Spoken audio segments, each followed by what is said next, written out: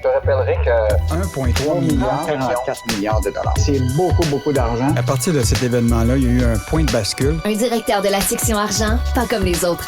Yves Daou.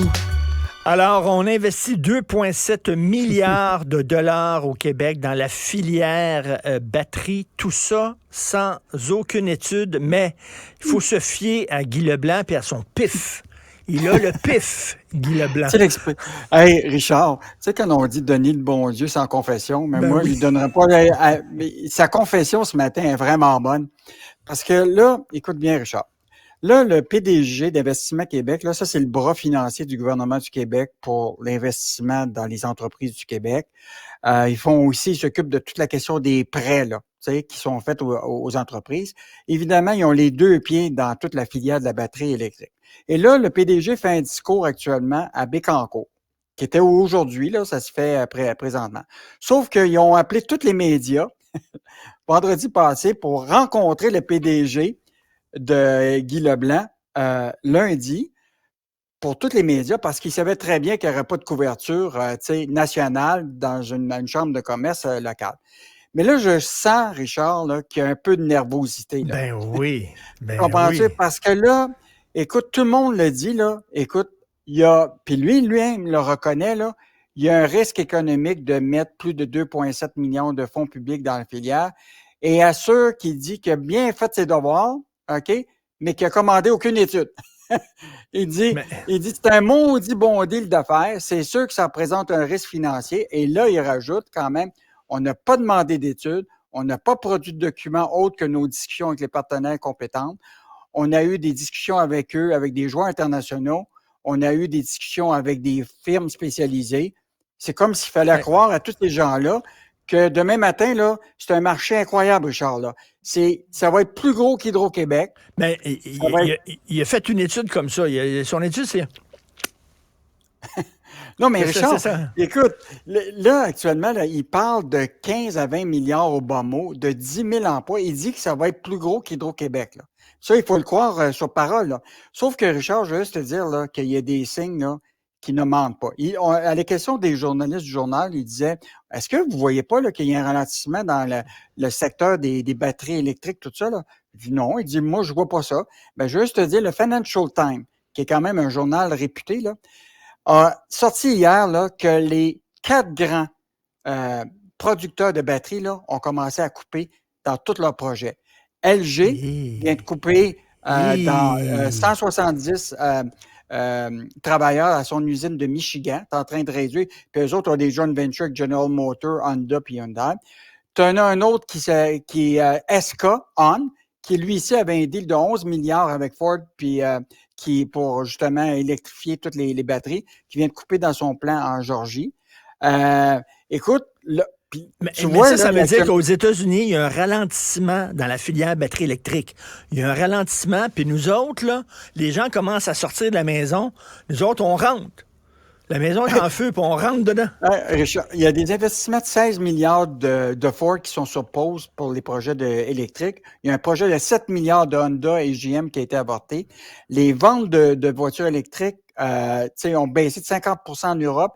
Les prix sont coupés de 20 %. Puis imagine-toi, le prix du lithium actuellement est en baisse. Donc, le PDG d'Investissement Québec peut tout nous dire, tu comprends-tu? Mais c'est parce que Yves, des études nous auraient peut-être dit ça. Des études seraient arrivées peut-être à la conclusion que dans les prochaines années, il risque d'avoir un ralentissement. Il me semble que quand tu mets 2,7 milliards de dollars dans un projet, tu essaies d'avoir des études qui vont... Tu sais, lui, il dit non, fiez-vous à moi. Je l'aime bien, M. Guy Leblanc, là, mais à un moment donné, là, ça prend plus que ça. Je pense que Richard, là, présentement, là, il y a un peu de nervosité, là, dans la mesure où d'abord, il y a la question de la construction de l'usine Northvolt. Tu sais, les délais de construction, là, tu sais comment ça fonctionne, la construction, mais les autres ont un objectif de 2026. Là. Et là, eux autres ont des contrats avec des manufacturiers aussi d'automobiles. Fait que si l'usine n'est pas livrée en 2026, là, tu as toute la question des blocs d'électricité. On le sait, là, c'est garanti, ils vont l'avoir, le bloc d'électricité, mais on court après notre production d'électricité. Oui. Là, il y a un ralentissement qui se passe en Amérique du Nord, puis tous les manufacturiers d'automobiles sont en train de revoir le projet de voitures électriques. Donc, ils vont être obligés de ralentir pour leur demande de batterie. Écoute, moi, je pense là, qu'il y a... Puis là, regarde, hier... Lyon électrique. Lyon. Écoute, 150 salariés qui ont été Ben coupés. oui. OK, pour une entreprise là, qui a bénéficié de 300 millions d'aides gouvernementales. Et en plus, même récemment, tu as eu Investissement Québec, justement, qui a fait un prêt avec le fonds FTQ puis le fonds d'action de 98 millions. Puis là, à la veille de Noël, on coupe 150 personnes. Puis c'était là-dedans, il y a des ingénieurs, là. Et donc, puis ça fait très mal parce que c'était la période de Noël. Et ce qui est fascinant, Richard, c'est que le PDG, OK, qui est Marc Bédard, tu sais, dans des contextes comme celui-là où ce que tu coupes 150 puis ta business, tu veux rassurer peut-être ton monde, tu sais. Écoute, pas de discussion avec les journalistes, rien. Écoute, Mais j'imagine que Guy Leblanc d'Investissement Québec va nous dire, ouais, mais ça, c'est une zone de turbulence. Ça arrive, là. Ça ne veut pas dire que l'avion va tomber. Il y a des soubresauts, des secousses, mais sur le long terme, ça va aller bien. C'est ça qu'il dit. Mais moi, j'aimerais avoir des études qui confirment ça. Parce que 150 salariés de Lyon Électrique, ça regarde mal en maudit, là. Oui, mais moi, je pense, Richard, on est pour les projets d'investissement, tout ça, mais est-ce qu'on n'est pas en train de mettre tous nos œufs dans le même panier? Tu sais, parce qu'une politique industrielle, là, c'est pas juste la filière de la batterie électrique, on a d'autres secteurs au Québec. Puis l'autre affaire, c'est d'être transparent. Je pense que les Québécois sont pas fous, là. Tu sais, si on leur dit, voici les risques possibles, hein, la technologie peut changer, tu sais, voici, c'est financièrement, ça peut être difficile pour certaines de ces entreprises-là. Tu sais, Nordvolt, c'est une start-up, hein, c'est pas une compagnie qui a un historique de 10, 15, 20 ans, là, tu sais. Je pense que l'idée, c'est que les Québécois veulent savoir, mais là, la question, c'est que on s'entend que le PDG d'Investissement Québec n'est pas pour tirer dans sa propre chaloupe, là. Mais non. Tu comprends-tu? Il fait la promotion de cette filière-là, qui va être plus grosse qu'Hydro-Québec. Il n'est pas pour dire, hey, voici, ça, c'est un risque. Non, il faut qu'il soit jovialiste un peu. Oui, jovialiste un peu. Écoute, d'après moi, il a regardé son horoscope, puis il a dit, on va investir là-dedans. L'horoscope dit que c'est bon. Tu reviens sur la chronique de l'excellent Michel Gérard.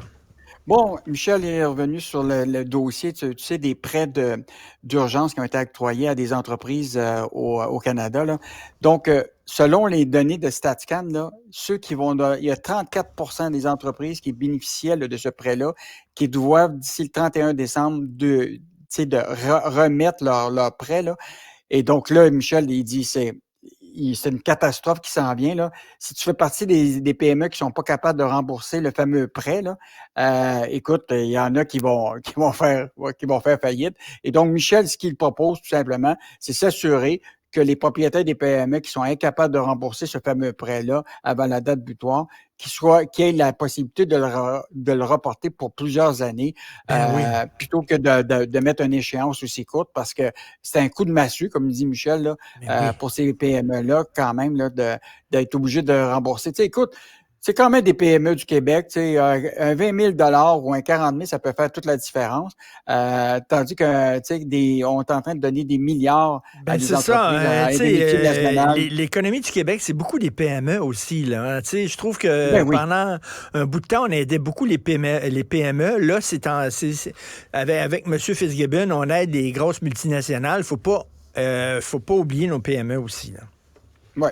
En tout cas, je pense que c'est un gros sujet de discussion parmi les PME, en tout cas particulièrement au Québec. Oui. Et moi, je pensais, Richard, que c'était beaucoup dans le secteur de la restauration, mais finalement, selon les données que Michel a sorties, c'est beaucoup des PME qui sont dans le domaine de la construction, des services professionnels, un petit peu dans le manufacturier. Donc, c'est pas juste les questions des restaurants, là. Ben non, ils ont de la misère, d'ailleurs, dans le domaine de la construction. Le J-Proc, comment ça se passe? Ça a l'air que c'est payant poser du J-Proc. Je savais pas que c'était aussi payant que ça, aller tirer des joints puis poser du J-Proc. Mais là, tu peux t'acheter une BMW, une Rolls-Royce, des Ferrari. Richard, moi, plutôt, on n'est pas dans le bon secteur. Non. Ça se peut-tu qu'on paye le J-Proc un peu trop cher? Moi, j'ai pas de problème à ce qu'un entrepreneur s'enrichisse puis qu'il fasse un profit. Aucun problème. Mais quand tu regardes ça, le gars, il y a une entreprise, il pose du J-Proc puis il peut s'acheter des Ferrari puis des Rolls-Royce. Ça veut dire que peut-être qu'on paye un peu trop cher pour notre J-Proc? Ça se peut-tu, ça? Pose la question. Merci beaucoup, Yves Daou. À demain. Salut, Richard. À demain.